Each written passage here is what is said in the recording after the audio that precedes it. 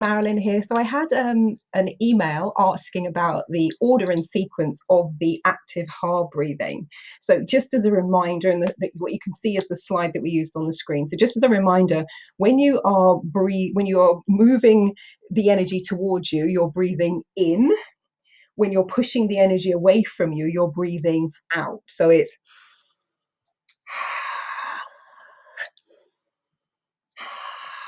and then if you're doing the kind of, active version, let's see if you can see me. Oh, hang on, let me take my jacket off so you can see which direction I'm moving in. That might help you. So when I'm doing that, I'm breathing out. And when I'm doing this, I'm breathing in. So and so that's the very quick order and sequence of the method and flow of the active heart breath. So if you've got any further questions, let me know.